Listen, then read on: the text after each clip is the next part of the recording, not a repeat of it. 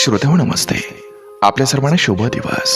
श्रोते हो, लक्झरी आयुष्य म्हणजे नेमकं काय? तर सर्वात महागड्या हॉस्पिटलमधून उपचार घेता येणं म्हणजे लक्झरी नाही. लक्झरी म्हणजे निरोगी असणं.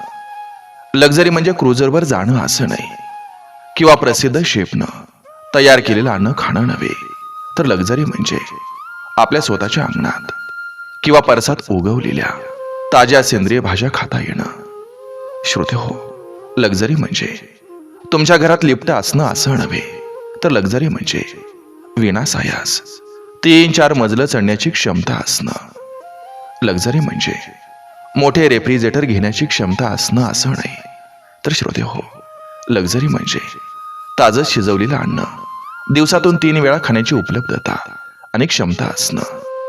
श्रोते हो, लक्झरी म्हणजे होम थिएटर सिस्टीम असणं आणि त्यावर हिमालयीन मोहीम पाहणं नव्हे. तर लक्झरी म्हणजे हिमालयीन मोहिमेचा शारीरिक अनुभव घेता येणं. श्रोते हो, 60च्या दशकात एक कार असणं लक्झरी होती. 70च्या दशकात टेलिव्हिजन असणं लक्झरी होती. 80च्या दशकात टेलिफोन ही लक्झरी होती. 90च्या दशकात संगणक ही एक लक्झरी होती. पण श्रोते हो, आता लक्झरी म्हणजे नेमकं काय? तर आता लक्झरी म्हणजे निरोगी असणं, प्रामाणिक असणं, आनंदी असणं. आनंदी वैवाहिक जीवन असणं, प्रेमळ कुटुंब असणं, प्रेमळ मित्रांची सोबत असणं, गुरूंची सोबत असणं, प्रदूषित नसलेल्या ठिकाणी राहण्याचं ठिकाण असणं. आणि या सगळ्या गोष्टी दुर्मिळ झाल्यात, आणि या दुर्मिळ गोष्टी आपल्या जवळ असणं हीच खरी आजची लक्झरी आहे. बघा, पटतंय का? नक्की विचार करूया. चला, आजही आपल्यासाठी सुंदर विचारांची ही शिदोरी, ही मालिका अशीच पुढे घेऊन आलोय. चला, करूया सुरुवात सुंदर विचारांना, सुंदर सुविचारांना.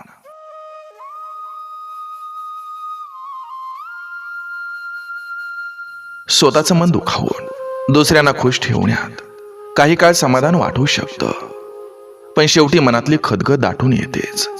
कधी कधी हो म्हणणं ही कमजोरी नसते, पण सतत हो म्हणणं ही आत्म्याची हार असते.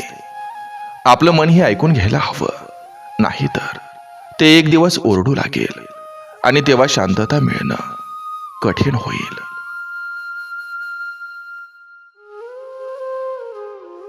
वाईट काळात कोणीही सोबत नसतं. खरं प्रेम असं काहीच नसतं. आपलं दुःख आपल्या मनातच असू द्यावं. मानपान, इज्जत, आदर फक्त पैशाला असतो. नेहमी खरं बोलणं तुम्हाला खूप मोठ्या संकटात नेऊ शकतं. खोट्याला जास्त नातेवाईक असतात.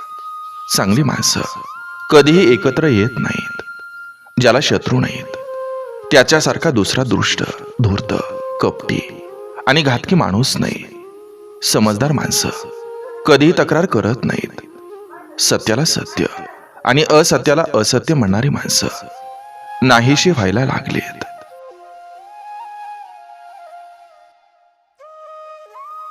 ज्या दिवशी तुमचं नाव एखाद्या समस्येचं उत्तर म्हणून सांगितलं जाईल, तेव्हा तुम्ही जिंकलात. भांडण लावणारे आणि भांडण मिटू नये म्हणून काड्या घालणारे जोपर्यंत आहेत, तोपर्यंत महाभारत घडत राहणार.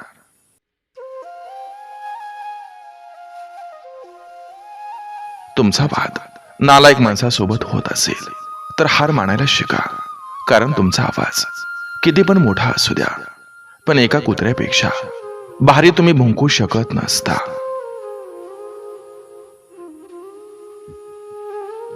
जिथं सुख नाही ती जागा आपली नाही. नात्यांच्या या फसव्या जगात चांगल्या माणसांना किंमत नाही. नारळ असो किंवा माणूस, नासका निघाला म्हणून शोक नाही करायचा. उलट तो पावलाय म्हणून बाजूला करायचा.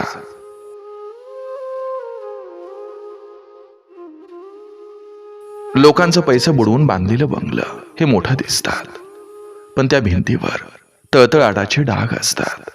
त्यात शोभा दिसते, पण शांतता हरवलेली असते.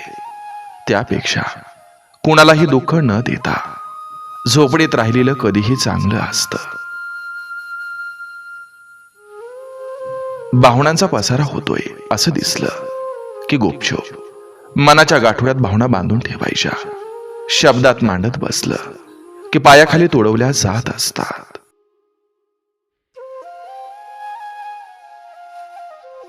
स्त्रियांनी आयुष्यात समुद्राच्या किनाऱ्यासारखं राहावं. आयुष्यात समुद्राच्या लाटांसारखं चढ उतार खूप येतात आणि जातातही, पण त्या किनाऱ्यांनी आपलं आयुष्य त्या लाटांमध्ये कधी संपवायचं नसतं.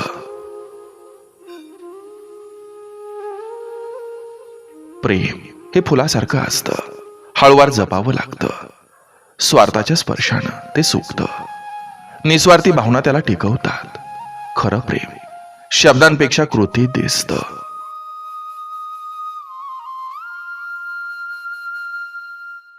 आपल्या घरातला वाद घरातच मिटवायचा असतो. उगाच तिसऱ्याचं ऐकून गावापुढं त्याचा तमाशा मांडायचा नसतो. नाहीतर आग लावणारी काडी विझून जाते, पण पेटलेल्या घराची राख झाल्याशिवाय राहत नसते. अंधार झाल्यावर कळतं, पाठीवर वार करणारी तीच माणसं होती जी उजेडात आपलं कौतुक करत होती. उगवलेला सूर्य सुरुवातीला छान वाटतो, दुपारपर्यंत तो नकोसा होतो. तो सूर्य मावळताना हवा हवासा वाटतो, पण तोपर्यंत दिवस संपलेला असतो. आपली मुलगी खुश कशात आहे ते बघा. प्रत्येक वेळी घराची इज्जत महत्वाची नसते.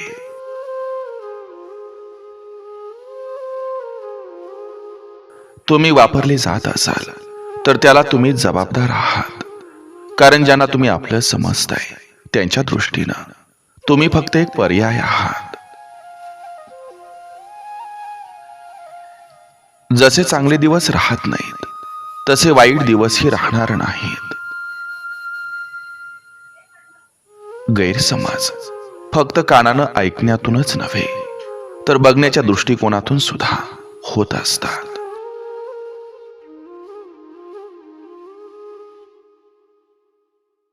वेळ जेव्हा न्याय करते तेव्हा दरवाजे आपोआप उघडतात. तेव्हा ना साक्ष लागते ना पुरावा. परिस्थितीनं केलेलं भाव भरून काढण्यासाठी मनस्थितीतील भाव बदलावे लागतात. कारण कोणत्याही परिस्थितीवर आपले नियंत्रण नसते, पण मनस्थितीवर नियंत्रण ठेवणं मात्र आपल्याच हातात असतं.